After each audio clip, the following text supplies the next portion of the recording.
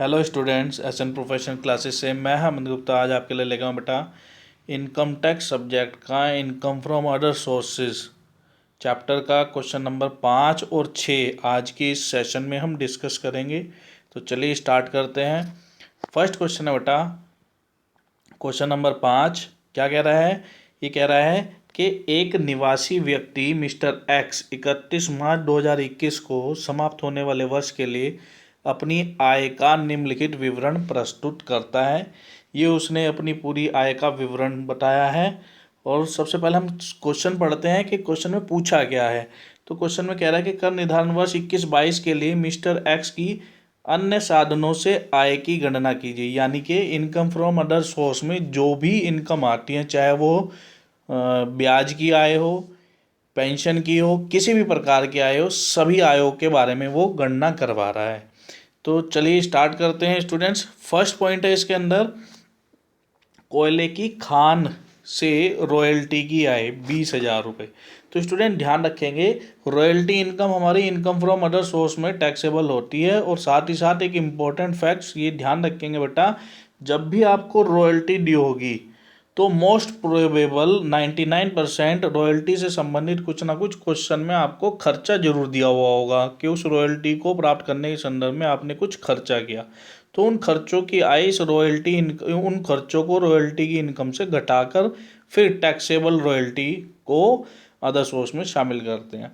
तो यहाँ पे हमारे को कह रहा है कि कोयले की खान से रॉयल्टी की आय 20,000 इनकम होगी, लेकिन इसके अंदर अगर हमारे को कोई खर्चा दिया है, जैसे कि लास्ट में कह रहा है कि उसने निम्न व्यय किए हैं। पॉइंट नंबर 8 में क्या कह रहा है? पॉइंट नंबर 8 के सेकंड पार्ट में कि रॉयल्टी की आय कमाने और संग्रह करने पर 3,000 रुपये व्यय किए हैं। तो बेटा 20,000 में से 3,000 माइनस कर देंगे रॉयल्टी इनकम में से एक्सपेंस के तौर पे, और बाकी 17,000 रुपये आप टैक्सेबल इनकम में शामिल कर लोगे। फिर उसके बाद कह रहा है आपको पाकिस्तान में कृषि आय। बेटा भारत की कृषि आय कर मुक्त है और भारत से बाहर कोई भी कृषि आय है वो पूर्णतः कर योग्य है। तो पाकिस्तान से कृषि आय 15,000 रुपये आप अदर सोर्स में टैक्सेबल इनकम के रूप में ले लोगे, 15 के 15,000 रुपये। नेक्स्ट है एक वर्ष में अर्धकालीन सेवा के लिए वेतन। अर्धकालीन यानी कि पार्ट टाइम जो जॉब कर रहे हो, है ना, वहाँ से आप पार्ट टाइम जॉब कर रहे हो, तो ये जो पार्ट टाइम है ये हमारी सैलरी हेड में कर योग्य है, अदर सोर्स में कर योग्य नहीं है। पार्ट टाइम अगर जॉब कर रहे हो तब भी वहाँ पे आपका कर्मचारी और नियोक्ता का संबंध बना हुआ है, और उस प्रकार जो आपको पैसा प्राप्त होता है वो इनकम फ्रॉम सैलरी हेड में कर योग्य होगा, ना कि अदर सोर्स में। इसलिए इस पॉइंट का कुछ नहीं करेंगे।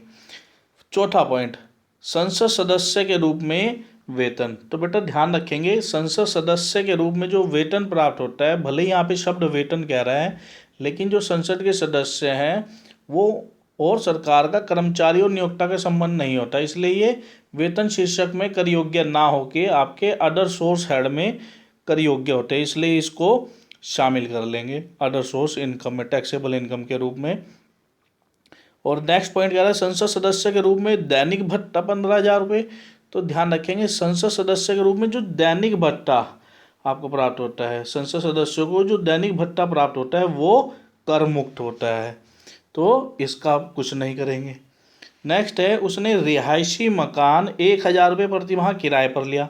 अपने आप उसने 1,000 रुपये किराए पर लिया, और इसमें से आधा भाग उसने 1,200 रुपये प्रति माह पुनः किराए पर उठा दिया। तो बेटा ध्यान रखेंगे, अगर आप मकान किराए पर ले रहे हो और उसके बाद उसे फिर लाभ कमाने के उद्देश्य से दोबारा किराए पर उठा दे रहे हो, तो इस प्रकार जो आपको आमदनी होगी सभी खर्चे घटाने के बाद वो आपकी अदर सोर्स में कर योग्य होगी।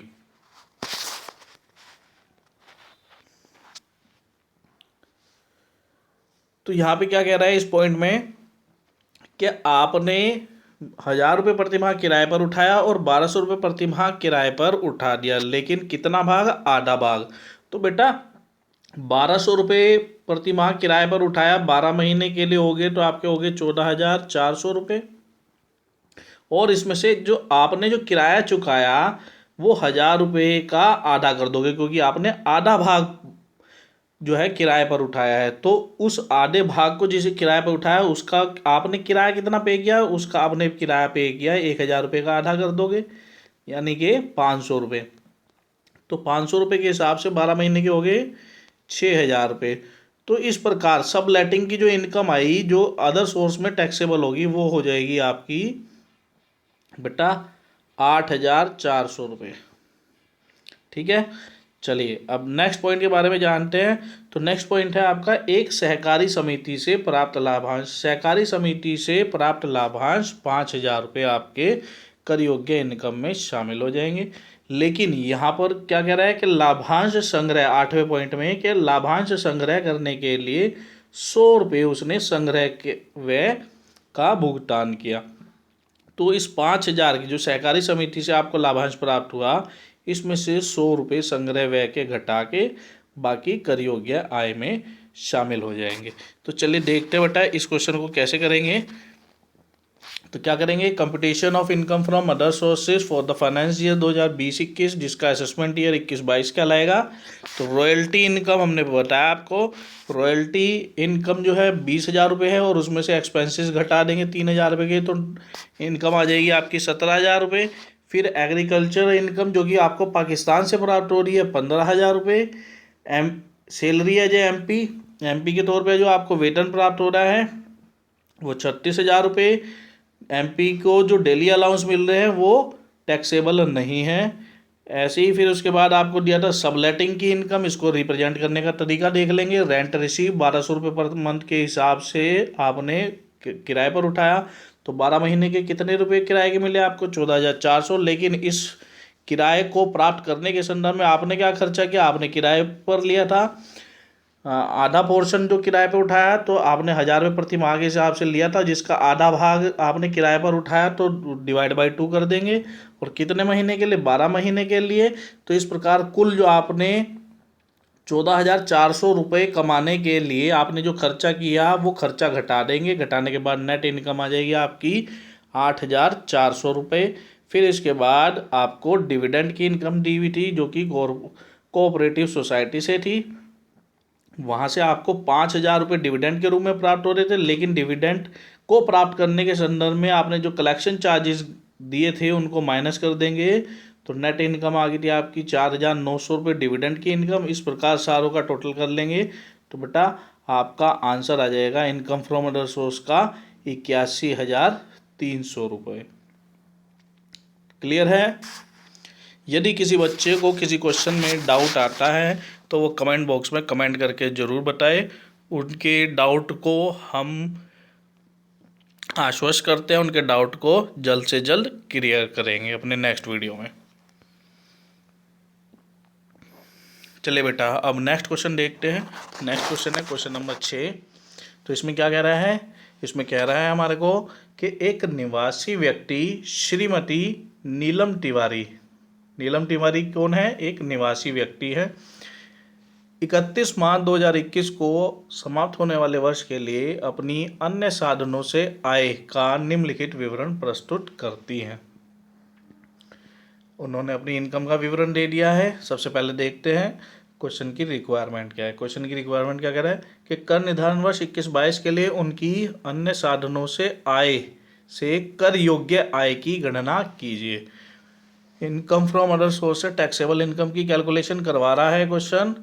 तो चलिए देखते हैं क्या क्या इन्फॉर्मेशन दी है। ये कह रहे हैं कि उत्तर प्रदेश सरकार से 42,000 रुपये की पारिवारिक पेंशन प्राप्त हो रही है। बेटा शब्दों पे ध्यान रखेंगे, अगर खाली पेंशन कहेगा तो पेंशन आपको 2 प्रकार से प्राप्त होती है। एक, जब आप जीवित हो, आप सर्विस पीरियड में हो तो आपको प्राप्त हो रही है ना। और दूसरी है कि जो कर्मचारी है वो एक्सपायर हो गया और उसके बाद उसके रिश्तेदार को, रिलेटिव्स को प्राप्त हो रही है। तो जीवित रहने के संदर्भ में या रिटायरमेंट होने के बाद जो व्यक्ति सेवा में था उसको यदि पेंशन प्राप्त होती है तो वो पेंशन बेटा इनकम फ्रॉम सैलरी हार्ड में टैक्सेबल होती है। लेकिन यदि ये पेंशन रिलेटिव्स को, परिवार के सदस्यों को प्राप्त होती है तो इसको बोलते हैं पारिवारिक पेंशन। और पारिवारिक पेंशन अदर सोर्स हेड में कर योग्य होती है। लेकिन ये ध्यान रखेंगे बेटा, पारिवारिक पेंशन के संदर्भ में नियम है क्या कि जो भी इस प्रकार की आपको पेंशन प्राप्त होती है उसमें से स्टैंडर्ड डिडक्शन के तौर पे घटा देंगे। और स्टैंडर्ड डिडक्शन क्या है? स्टैंडर्ड डिडक्शन बोलता है कि जो आपको पारिवारिक पेंशन प्राप्त हो रही है उसमें से घटा दिया जाएगा क्या, या तो 15,000 रुपये या जो पेंशन प्राप्त हो रही है उसका 1/3 भाग, दोनों में 15,000 और प्राप्त पेंशन का 1/3, दोनों में जो कम होगा वो घटा दिया जाएगा। बाकी जो पारिवारिक पेंशन है, फैमिली पेंशन, वो कर योग्य हो जाएगी। फिर इसके बाद नेक्स्ट पॉइंट कह रहा है बेटा दूसरे पॉइंट में कि उसने एक पुस्तक लिखी जिससे उसे प्रकाशक से 17,000 रुपये की रॉयल्टी प्राप्त हुई। क्या कह रहा है? क्या प्राप्त हुआ? रॉयल्टी प्राप्त हुई। और उसने 3,000 रुपये पुस्तकों, स्टेशनरी, टाइपिंग आदि पर गत वर्ष में खर्च किए। पिछले क्वेश्चन में हमने बताया बेटा जब भी रॉयल्टी क्वेश्चन में दिया हुआ होगा तो 99% उस रॉयल्टी को प्राप्त करने के संदर्भ में आपको कुछ खर्चे दिए गए होंगे, तो उन खर्चों को रॉयल्टी इनकम में से घटा देंगे। घटाने के बाद जो नेट अमाउंट निकल के आएगी वो हमारी कर योग्य आय में शामिल होगी। तो ऐसे ही इसमें करेंगे कि जो उसे 17,000 रुपये रॉयल्टी के रूप में प्राप्त हो रहे हैं उसमें से 3,000 रुपये खर्चे के नाम के घटा देंगे, बाकी के 14,000 रुपये की रॉयल्टी कर योग्य होगी। नेक्स्ट है उसे परीक्षाओं में निरीक्षक का काम करने के लिए 1,000 रुपये पारिश्रमिक मिला, ये अदर सोर्स हेड में कर योग्य होगा। नेक्स्ट है परीक्षा में पारिश्रमिक के रूप में कार्य करने के लिए 1,800 रुपये पारिश्रमिक मिला, उसे 1,800 रुपये पारिश्रमिक मिला, अदर सोर्स हेड में कर योग्य इनकम होगी। फिर उसके बाद कह रहा है उसने 75 रुपये डाक आदि का परीक्षा के संबंध में व्यय किया जो विश्वविद्यालय ने उसे पूर्ति करके दे दिया।